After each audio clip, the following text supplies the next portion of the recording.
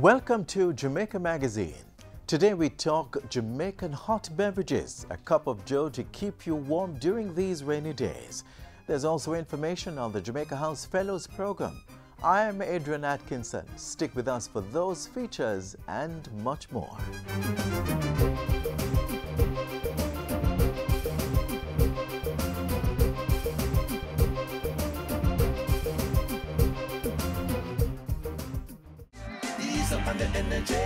Did you know that since we started our Ease Up on the Energy campaign, that electricity use in government buildings has dropped by around 4,200 kilowatt hours per building per month? We retrofitted and replaced old, inefficient air conditioning units with new energy efficient models. That saved approximately $123 million for the government of Jamaica. What are you waiting for? I'm Hilary Alexander, asking all Jamaicans to join us and ease up on the energy. Ease up on the energy. Ease up on the energy.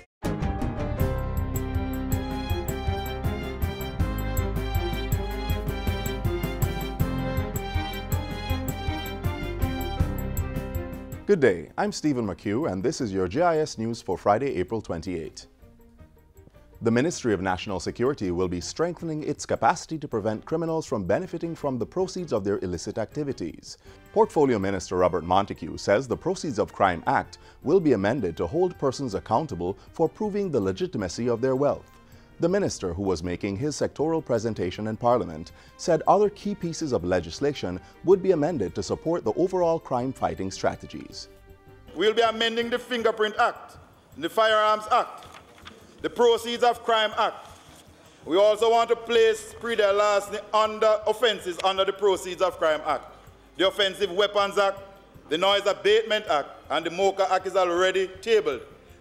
Government says it's actively monitoring the Border Wall Funding Act of 2017 draft bill that has been introduced to the United States Congress. The draft bill seeks to impose an additional fee of 2% on the US dollar amount for remittance transfers to certain foreign countries, including Jamaica.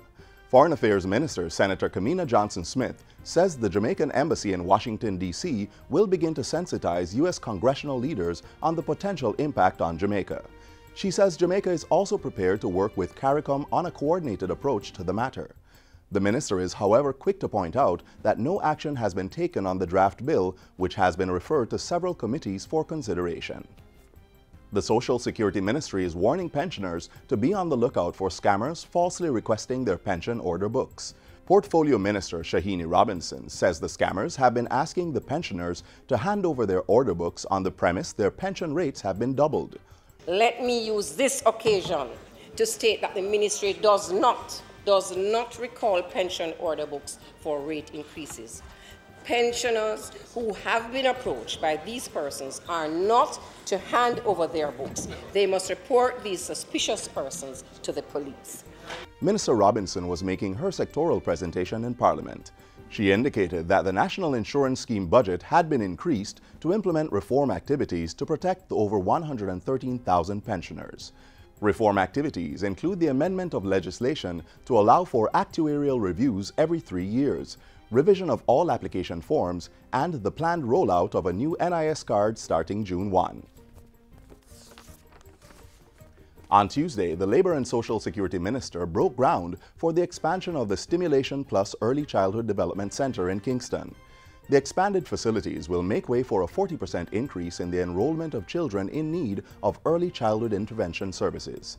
The STIM Plus Basic School is a third program, provides a full-day intervention program, and it's welcomed by parents and caregivers who would normally have to remain home to care for their children. They now get the opportunity to work or become engaged in entrepreneurship while their children are cared for in a safe and stimulating environment. The $70 million project involved the construction of 7 classrooms, a physiotherapy room, specialized play area, a sick bay, and a disability-friendly classroom. Minister Robinson thanked the Inter-American Development Bank for funding the expansion. Construction should be completed by December this year. And finally, Prime Minister Andrew Holness has issued a Medal of Appreciation to the oldest person in Jamaica and the world, 117-year-old Violet Moss Brown. Mr. Holness issued the medal and the accompanying citation during yesterday's visit with Mrs. Moss Brown at her home in Duanvale, Trelawney. You have brought recognition to our country, and you have brought attention to our senior citizens. You have also raised awareness in the minds of people that if they live a good life when they're young, that they do the things necessary to preserve their health, that they can live. I take note in your statement that you live long because you work hard. That a life of robust, strong living and exercise and work is good for us, makes us strong. So your years will be multiplied by that, and you have demonstrated that. I wish for you continued life. And that's it for JIS News Today. I'm Stephen McHugh. Thanks for watching.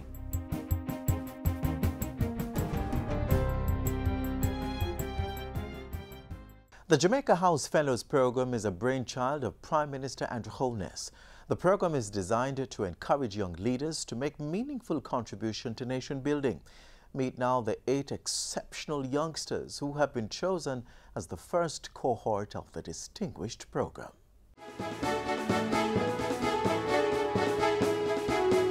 We believe that young people, like myself, we are the driving force of the world, and whatever we put our minds to and whatever we put our hands to, it shall turn into gold. They are some of Jamaica's brightest, young people with a resolve to make a change, to be the difference, to help Jamaica move forward. These are the Jamaica House Fellows 2017.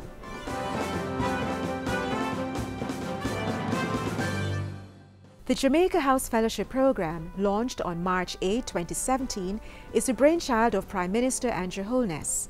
Its mission? To offer exceptional Jamaicans the opportunity to grow professionally while contributing to national development. I think I owe it to the generations that are coming, that we find a way to bring in the best and the brightest into government. Because ultimately what you want to do is to create a public service that represents the best of Jamaica. The program received an overwhelming 128 applicants. So we had to therefore make the system as rigorous as possible so that we were fair to everyone. So after a 5-stage selection process, 8 of the applicants, including 1 seconded from a private sector company, emerged successful for the first cohort of the 2-year program. Scholars with a track record of service to their fellow Jamaicans, selected from the best locally and in the diaspora.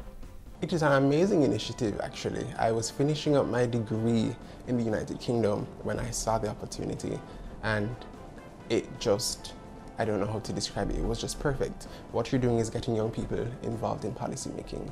You're somewhat taking people out of the private sector and hoping that they would come to government to contribute.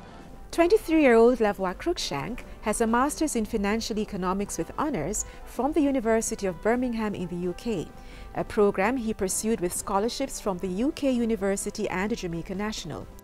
He now volunteers as a math tutor at his alma mater Calabar High School and works with several non-profit organizations, including Jaya Khan, as he lives out his philosophy: whether you live to be 50 or 100 makes no difference if you've made no difference in the world. That philosophy I read when I was about 17, and I've always had an interest in government, particularly because they are the persons responsible for impacting people. My name is Aubrey Stewart, a young man from an inner-city community in Montego Bay. The culture of my community was that young men were marginalized and shunned by society because of our neighborhood, the way we looked and the way we spoke. But I stand here not as a product of that culture, but as a realization of hope. Aubrey Stewart spoke these words as he opened his speech in introduction of former President of the United States Barack Obama during a state visit to the island in 2015. From an early age, Aubrey decided that his circumstances would not determine his destiny. I've decided to dedicate my life to service and service to my country. So just doing whatever it takes to make a difference. I had established my own organization called the Youth Organization for Upliftment. And after establishing that group in 2009, we had received an MTV Stellar Foundation grant of $2 million. And from that grant, we were able to do HIV projects across Jamaica. And then it opened door for many other opportunities. Aubrey has spearheaded numerous other projects and initiatives through groups such as the Roujon Foundation in the United States and the MTV Staying Alive Foundation in England. And now that he's a Jamaica House Fellow, it cannot be that I'm just here to work and get paid, but what can I give that can contribute to the transition of something? So everything that as I've been here, I've kept that in mind, and as all the fellows, we have kept that in mind to say that this is what we're here to do. We're here to make that change. Like Aubrey, our next Jamaica House Fellow, Jerome Cowens, rose from an inner city community. He's now one of the region's most recognized youth development specialists, earning him this recognition in 2015. Jerome Cowens grew up in a tough part of Kingston. Where's Jerome?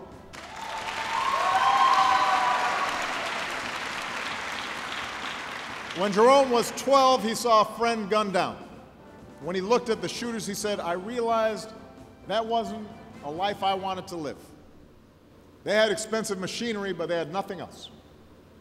So at the ripe old age of 13, he founded a youth group to help others like him stay on the right path. And he started small with only 6 people, but they had one big thing in common, and they believed that change was possible. The youth group Jerome started, Leaders Endeavoring for Adolescent Development, LEAD, offers personal development programs aimed at helping youth in inner city communities stay away from a life of crime and violence.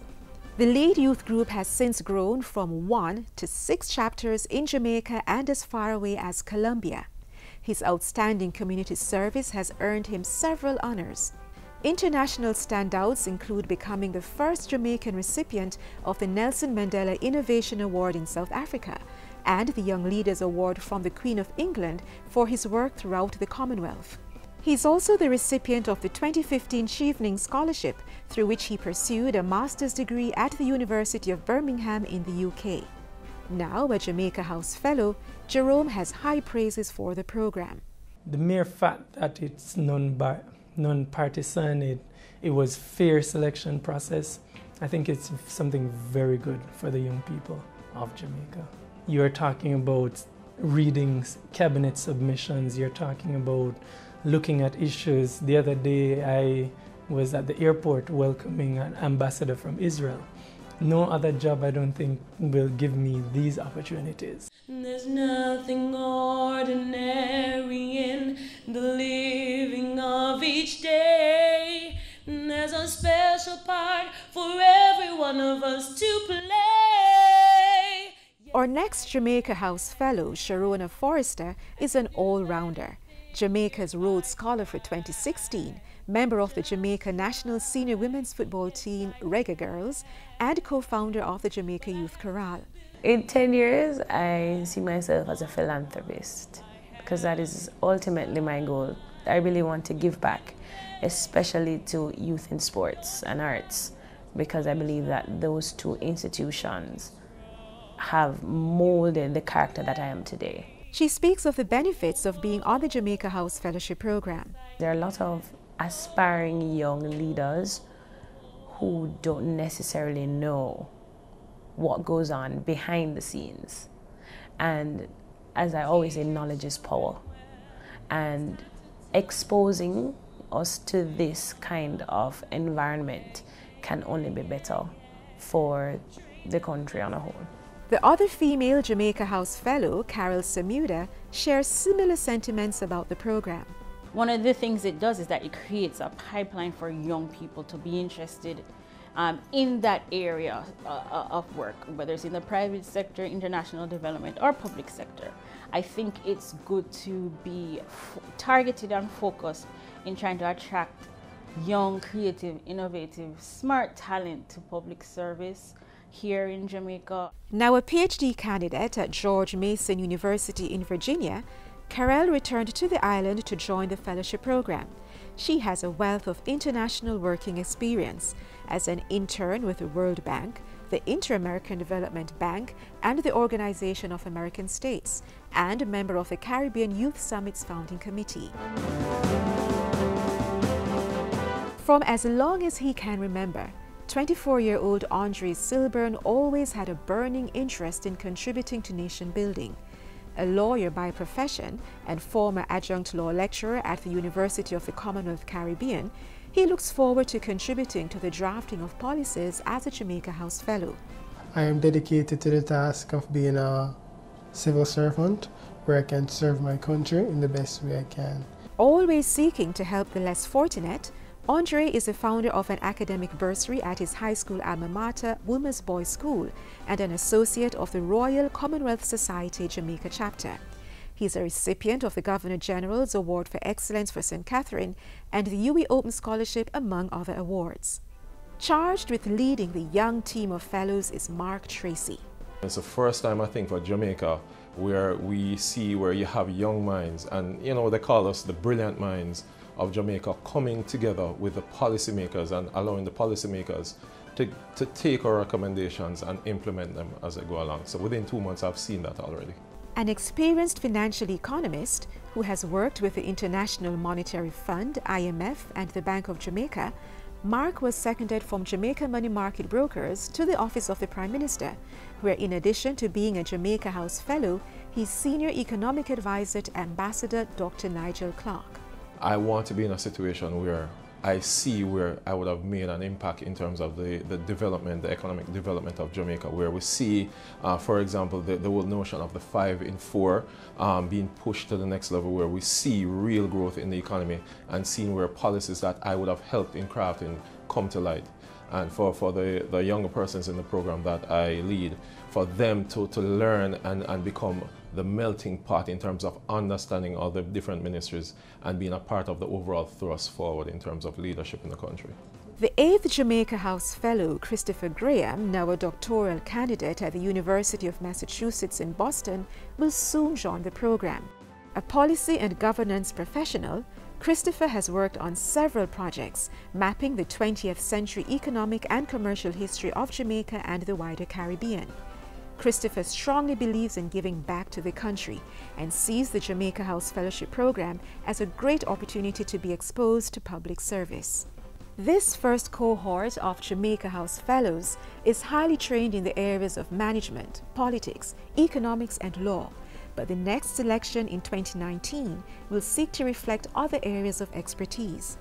More and more government is also about technology, ICT, information technology. So we really need to incorporate that in the selection process on the next go around to make sure that those skills are brought in. The Jamaica House Fellowship Program, encouraging the practical involvement of outstanding young Jamaicans in the policy decision-making process at the highest levels of government.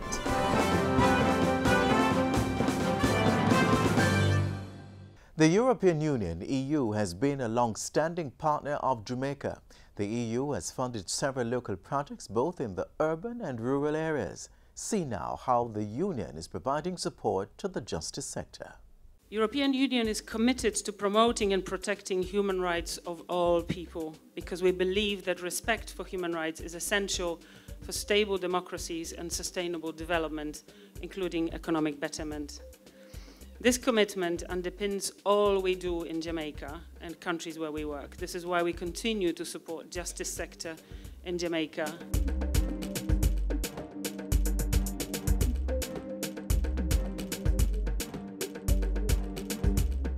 Jamaica has enjoyed a strong and long-standing relationship with the European Union, the EU. It all began more than 40 years ago when diplomatic relations was established. Jamaica engages with the EU individually as well as through its status as a member of the African, Caribbean and Pacific ACP group. There have been many areas of support and partnership over the years, including in justice. Most recently, the EU gave government $3.3 billion to support its justice reform program. It is also the single largest budgetary commitment to justice reform in Jamaica or anywhere else in the world where the EU provides support. The money has been allocated under the justice component of the 11th European Development Fund, EDF. $3 billion of the grant is earmarked for budgetary support, while the EU will administer the remaining $275.4 million.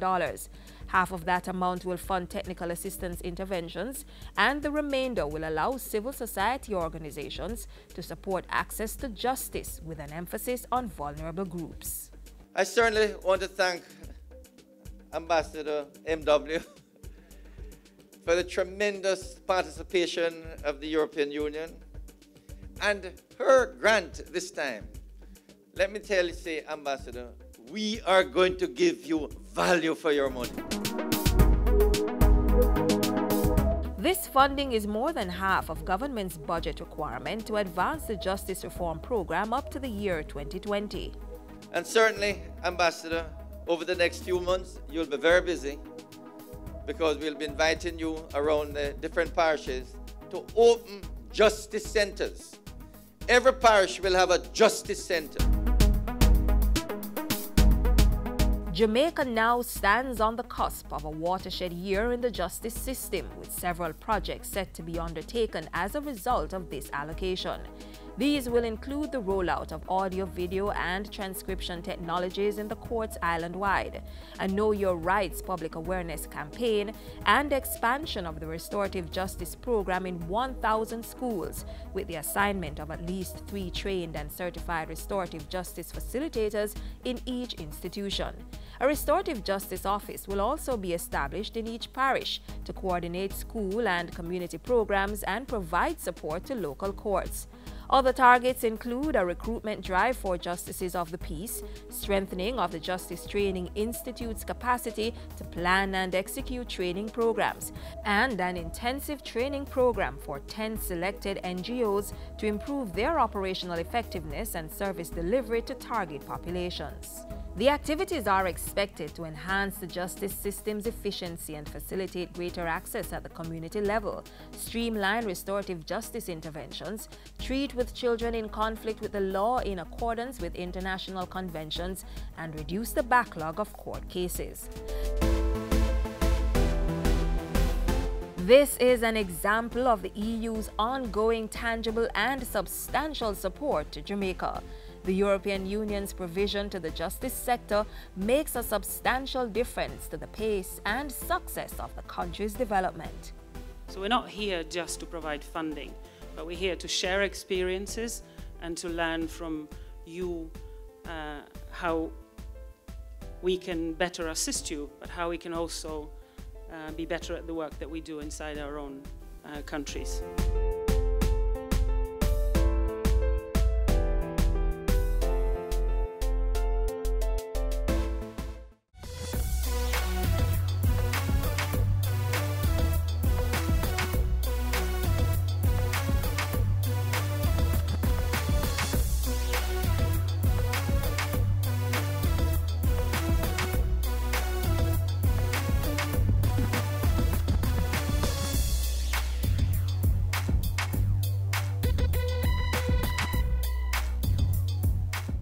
A sure way to stay warm is by having a hot drink. What's better to put in your mug than a hot cocoa or coffee? See why Jamaica's hot beverages are loved globally.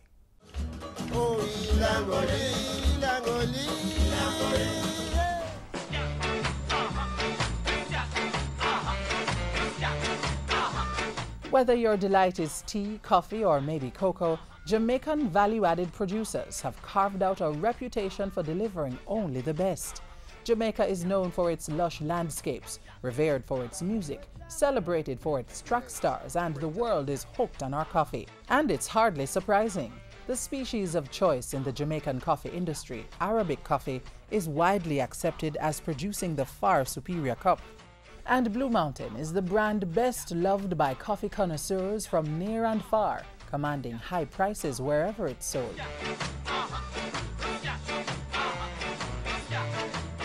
Cultivated high up in the misty blue-hued mountains of the island, maturing in rich volcanic-based soil, Only the best bright red cherries are hand-picked, sun-dried, stored, cured, hulled, polished, sized, hand-sorted and packaged to bring the highest quality coffee to your tables. The end product is a cup of exceptionally balanced, exotic and intense aroma with an intricate range of flavor notes that is said to include a subtle hint of herbs, spice and chocolate.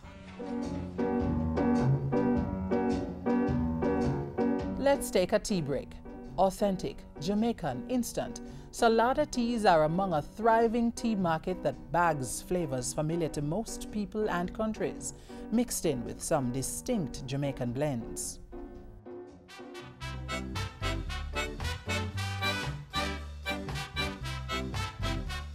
Now for another sweet treat. The cacao plant, or Jamaican cocoa, is a wide-branching evergreen tree from which the world-famous Jamaican cocoa, chocolate, and cocoa butter are produced. Local companies like Chocolate Dreams are milking the lessons learned from centuries of Jamaican cocoa production to turn out sweet delights for every palate. Besides being a pleasure to the taste buds, these products benefit from the many nutritious compounds of the Jamaican cocoa beans. From the mild stimulant of the caffeine alkaloid theobromine to its natural fat starch and the natural amphetamine phenylethylamine, Jamaican cocoa is a folk remedy for maladies from wounds to fevers, coughs, burns, and listlessness. Its fat, Jamaican cocoa butter, is used in confections, in manufacturing soaps and cosmetics. Sweet, medicinal, another Jamaican agri-pursuit poised for new investment, ready to compete with the best anywhere in the world.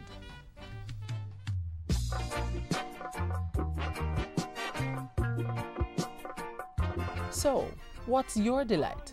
Whatever it is, Jamaican farmers and end producers are uniquely and creatively positioned to deliver. In this land of wood and water, champions are not just made for the tracks, they're also found in the fields and in the shopping carts of discerning consumers the world over. Enjoy yourself in your homeland, a little more. I and I who queen, go rubber dub it, but I will lick a scene.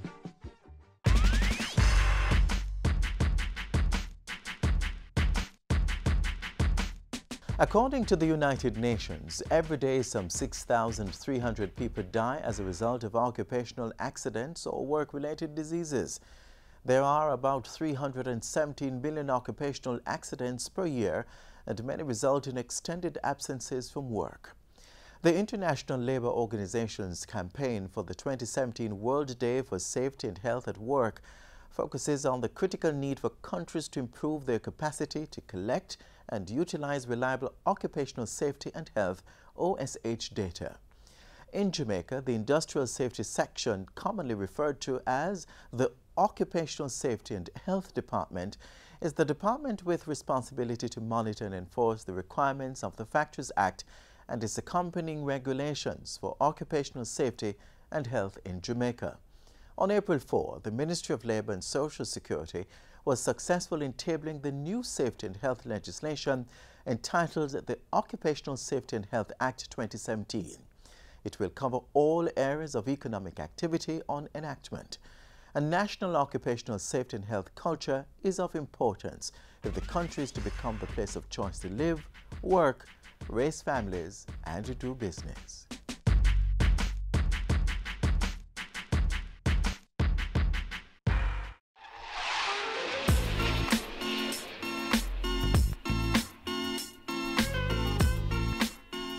This is where we close the pages for today's show. Remember, the information continues to flow on our social media pages. We're on Facebook, Twitter, and Instagram. You may also visit our webpage, jis.gov.jm, or our YouTube channel. Feel free to download our app from the Google Play Store. I'm Adrian Atkinson. Have a great weekend.